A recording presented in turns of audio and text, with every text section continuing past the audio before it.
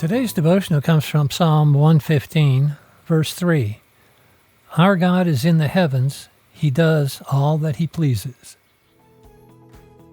The Bible clearly asserts that God is sovereign. He rules over all that he has made and sustains it moment by moment. To be sovereign means that God is in charge. He controls all things. God makes no mistakes, and he can accomplish all that he purposes to do. God is not lingering in the wings of our lives, peeking around the corner, anxious about what might happen next. For God to be truly sovereign, he must also be all-knowing and present everywhere at the same time. But that is where the rub comes in, doesn't it? That is where we struggle with what happens to us in life. Take, for example, the 27 girl campers who died in the flood that ravaged through Camp Mystic in Texas this past 4th of July. Or the 7 astronauts that perished in the Challenger tragedy 40 years ago this past January 28th. How do we reconcile God's sovereignty with the daily tragedies we see around us? Perhaps you have struggled with a personal crisis,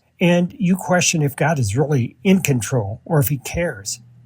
In this short devotional, we cannot consider all the tensions that arise when we affirm that God is sovereign. However, let's be clear, God does care. If God knows the number of the hairs on your head, and he sees the sparrow that falls to the ground, then he sees, he knows, and he cares about what is happening in your life. God allows man a measure of freedom. And the suffering and evil we see is the fruit of man's choices. Man is reaping what he has sown. But even in that, we see God's grace and mercy. C.S. Lewis said, "We can ignore even pleasure, but pain insists upon being attended to. God whispers to us in our pleasures, speaks in our conscience, but shouts in our pain. It is God's megaphone to rouse a deaf world." Pain and suffering are one of those tools God uses to wake us up. God uses pain to encourage us to yearn for better things. There is more to the story which we will consider in future devotionals.